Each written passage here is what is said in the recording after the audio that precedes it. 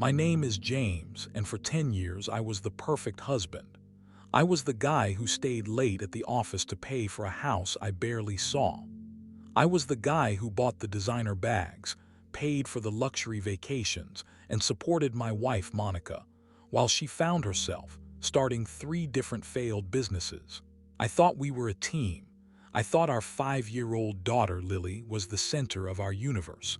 But 6 months ago, I realized I wasn't a husband. I was an ATM with a pulse. And the woman I loved was a professional predator. It started with a single notification on an old iPad I used for work. A message popped up, not from a friend but from a lawyer. It said, "The offshore account is ready. Once the divorce papers are served, he won't have a cent left to fight for custody." My heart didn't just break, it stopped. Monica wasn't just cheating, she was orchestrating my complete financial and personal execution. She had been funneling our joint savings into a hidden account for 2 years, guided by her lover, who happened to be my own divorce attorney and best friend, Marcus. They wanted to take my daughter. They wanted to take my house. And they wanted to leave me with the debt she had accumulated in my name. Most men would have walked into the room and started screaming. Most men would have called a lawyer immediately. But I knew Marcus. He was the best in the city. If I showed my hand now, I'd lose everything by morning. So I did something Marcus always taught me. I became a ghost. For the next 4 months, I played the role of the clueless, hardworking provider. I kissed her every morning. I told her I loved her. I even gave her an extra $50,000 for her new boutique business, knowing full well that money was going straight into her hidden escape fund. But what she didn't know was that I had installed a military-grade keylogger on that iPad. Every password, every email, every dirty laugh they shared about how pathetic and easy I was. It was all being recorded. I found out they planned to serve me papers on my birthday. They wanted the maximum psychological impact. They wanted me broken so I wouldn't fight back in court. Monica had even coached my daughter, Lily, to tell social services that I was scary and loud when we were alone. That was the moment my soul turned to ice. You can take my money. You can take my house. But you never, ever try to take a father's child using lies. I began the counterstrike. I didn't go to a normal lawyer. I went to a forensic accountant who specialized in RICO cases, organized crime, because that's what this was. Fraud, embezzlement, conspiracy. We spent nights in a basement office, tracing every dollar Monica moved. We found the offshore bank in the Cayman Islands. We found the emails where Marcus coached her on how to provoke me into a domestic incident so they could get a restraining order. The week before my birthday, I made my move. I knew Marcus was hiding his own dark secret. He was also embezzling money from his other high-profile clients to fund his gambling addiction. He thought he could use my money to cover his tracks.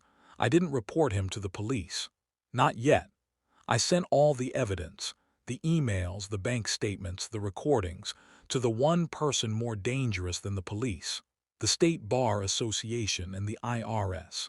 Then came the night of my 35th birthday. Monica had arranged a surprise party at our home. All our friends were there. Marcus was there, standing in my kitchen, drinking my expensive scotch, smiling at me like a brother while his hand was on my wife's waist under the table.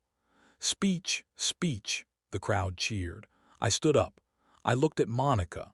She looked beautiful in the dress I bought her. I looked at Marcus, the man who was supposed to protect my legal interests. I pulled out a stack of envelopes. "I have a gift for everyone," I said, my voice as calm as a graveyard. "Because today isn't just my birthday. It's the day of the great reveal." I handed the first envelope to Marcus. His face went gray as he opened it and saw the disbarment notice and the IRS freeze on his accounts. I handed the second envelope to Monica. Inside wasn't a divorce petition. It was a copy of the criminal complaint for wire fraud and child endangerment. The room went silent. The music stopped. "Monica," I said, loud enough for everyone to hear, "I know about the Panama account. I know about the apartment in the city. And I know that Lily isn't actually at your mother's house tonight. She's with my new attorney and a social worker, where she just finished explaining exactly what you told her to say about me. Marcus tried to run, but two men in suits were already at the door. They weren't my friends. They were process servers and private investigators. "You're done, Marcus," I whispered. "By tomorrow, your firm will be seized. By next week, you'll be trading that scotch for prison water." Monica started to scream. She tried to play the victim, crying that I was abusive, but I just pointed to the ceiling. "There are 4 cameras in this room, Monica, and 16 more throughout the house. Every word of your plan has been live-streamed to a secure cloud server for the last 90 days. The whole neighborhood just watched you admit to fraud on your own Instagram Live, which I took the liberty of activating when I stood up." The aftermath was a massacre. Marcus was disbarred and eventually sentenced to 8 years for grand larceny. Monica, since she had signed gift documents for the money she took, she was legally liable for all the debts she had created. She lost the house. She lost her reputation. And because of the recordings of her coaching our daughter to lie, she was granted only supervised visitation once a month. I kept the house. I kept my daughter. And I used the remainder of her hidden fund, which the court returned to me, to start a foundation for fathers who are victims of legal abuse. They thought they were playing a game with a loser. They didn't realize they were sitting at a table with the man who owned the casino. Revenge isn't about anger, it's about math. And in the end, their total was 0. Welcome to the Syndicate. We don't get mad, we get even.